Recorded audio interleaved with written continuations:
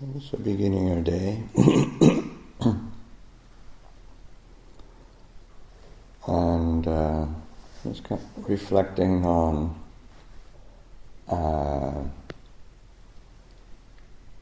there's a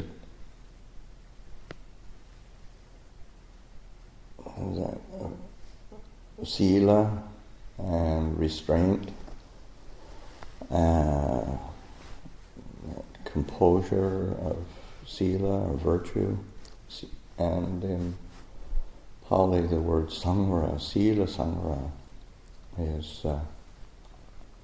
is used. So then it's this sense of restraining or having restraint with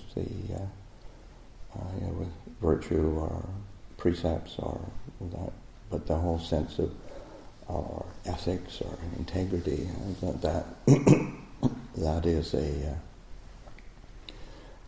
sense of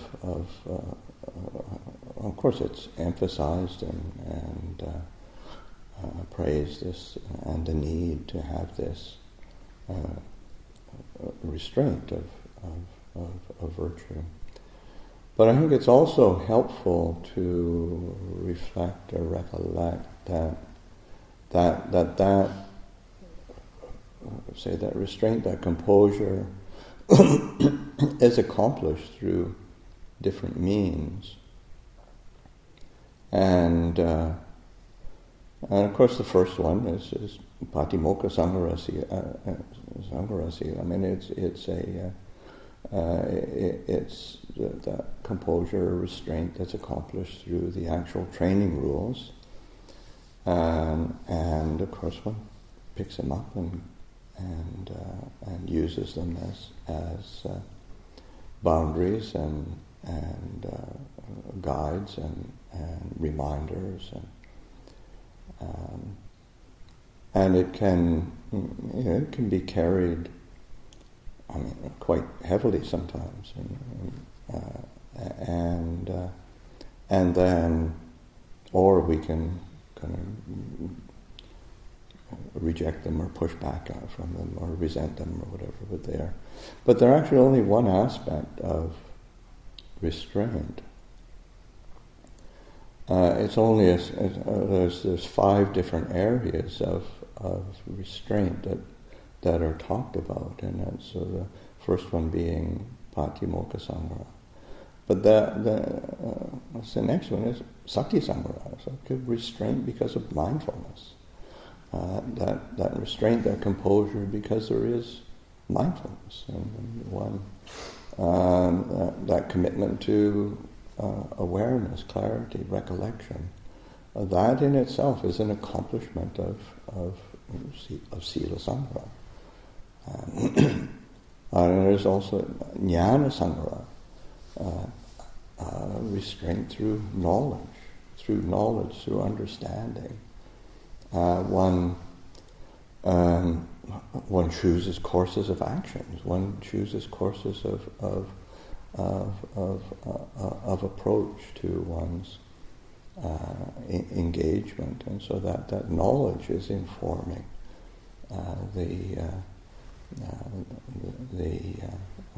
that composure and restraint. And there's Khanti Sanghara, this patient. Through patience, there is a restraint that is accomplished, and just sometimes, and that's quite necessary. Sometimes there are, one obviously sees impulses and habits, conditioning, and one has to exercise this quality of patience just to either wear out or at least to pass a certain point where that restraint is required. Last one is Virya Sanghara. So that is a putting forth of effort, and oftentimes it's that putting forth of effort in our practice or in our training or in our or just the kind of the lifting up of energy, because sometimes that Sila Sangra, okay, you start kind of spinning and spinning in place and caught in doubt or caught in uncertainty, and the accomplishment is actually, I've got to put some effort into something really wholesome, something skillful. And so that restraint is accomplished through virya. So these are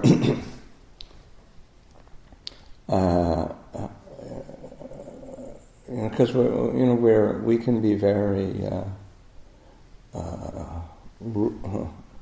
rule bound or precept bound or kind of have that kind of literal legalistic mind state that kind of is trying to define all the time, and that's only one aspect of restraint, and start expanding the perception of what does it mean to actually have restraint, to be composed, to have this sense of restraint of sila, and having that. So it's I think it's important to expand that perception and recognize that the accomplishment of one's sila comes from many different angles,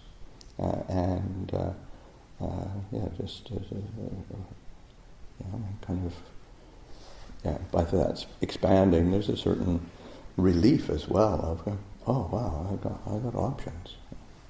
So I'll say that for a second.